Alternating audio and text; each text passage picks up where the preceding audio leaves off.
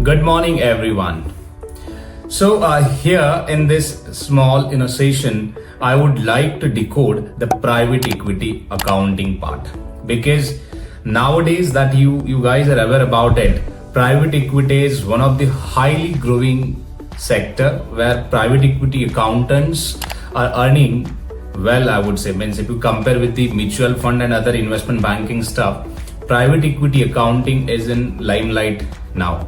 So I would like to decode the complex private equity term into the very layman way which you guys can understand it, right? So I'll speak in English as well as in Hindi so that you can understand it in a better way to see this.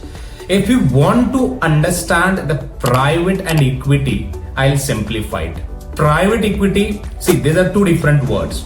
Private, it means here you can relate with the private group of people or investor like Elon Musk, Ambani, Adani, or banks or institutions or big family houses or wealthy people, even actors, colleges, universities.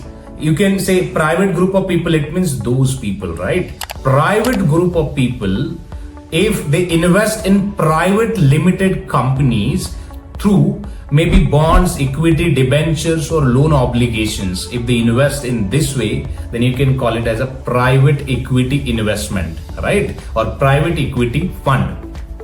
So I hope now you got the idea. Private equity fund, it means private group of people, wealthy private group of people, if they invest through, means invest in a private limited companies through private instruments or unlisted instruments or equities, bonds, debentures or loans, that investment structure, that you can call it as a private placement or private investment or private equity fund or private equity, even that investment as well, right? So this is called private equity fund. But here again, I'll simplify it. I said I'll simplify it. It means if you guys are aware about, let's say, credit card or home loan, then you can understand this in a better way.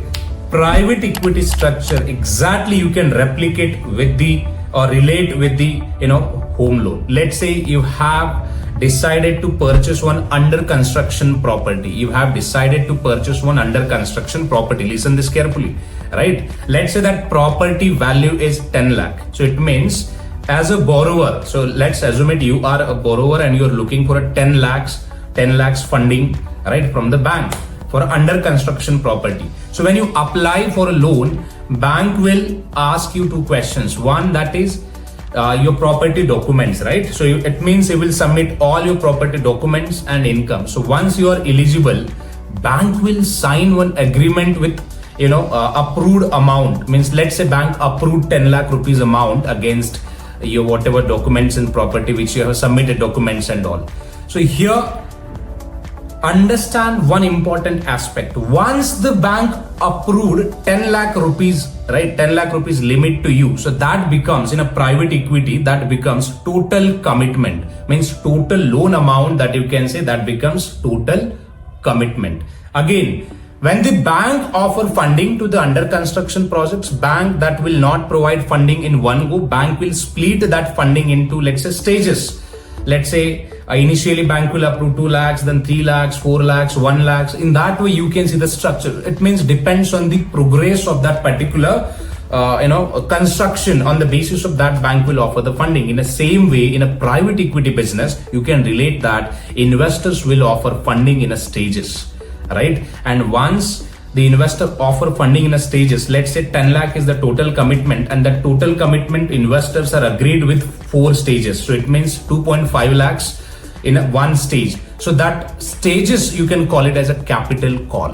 Capital call, it means if fund invite or fund ask investors to pay the portion of a total commitments, so that amounts, you can call it as a capital call. And once you received as an accountant, again, if that amount received to you, it means capital amount received to you as a capital call, then you can apply the accounting treatment like cash account, debit to capital call account. It's a simple, right? So now, so it means if you want to understand the total, that private equity terms and all, then I would say, first of all, try to understand the home loan or credit card, business structure. If you understand that, then you can understand private equity business as well. It is not a difficult one. Again, I'll go ahead.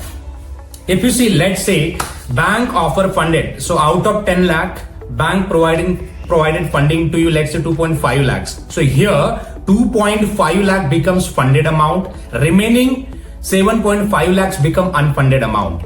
In a private equity also, you can relate that. So it means funded and unfunded amount, where they charge, commitment fees or management fees or different fees on unfunded, funded amount both, right? Because in a private equity, they charge management fees on a commitment base, total commitment, whatever the commitment is. On the basis of that, in a private equity fund managers, they charge management fees to that particular investment. So understand that aspect as well. But here the important is funded and unfunded. 2.5 lakhs becomes funded because that fund, bank provided or offer or transfer or disburse that 2.5 lakhs to that let's say borrower. So that 2.5 lakhs amount, it will be eligible for interest. And in a private equity also, on a funded amount, fund will offer preferred return to that investor. So you can relate that. And then what about unfunded amount? See, unfunded amount, it means unused amount, but limit is still approved, right?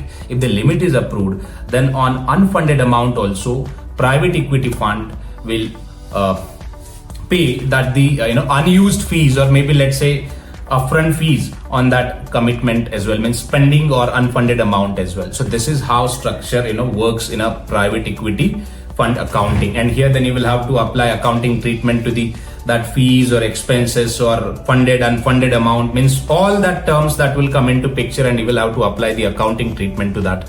Again, the important aspect is, let's say you have received entire amounts, you have received as a that loan amount, you have received it. After 2 years, you got a job in IT company, and then you have decided to repay the half of the amount, or return that half of the, let's say 20% amount to the bank. So once you return that, let's say total outstanding at the moment is, let's say 8 lakhs, and out of 8 lakhs you have decided to repay 2 lakhs to the bank as a principal. So that 2 lakhs become the principal pay down, because here you are willing to pay, or you have decided to pay or reduce the principal amount from the total outstanding and return that amount to the bank. So that 2 lakhs become the total or principal pay down. Pay down, it means return of capital. So eventually that borrower want to return that capital and reduce the liability.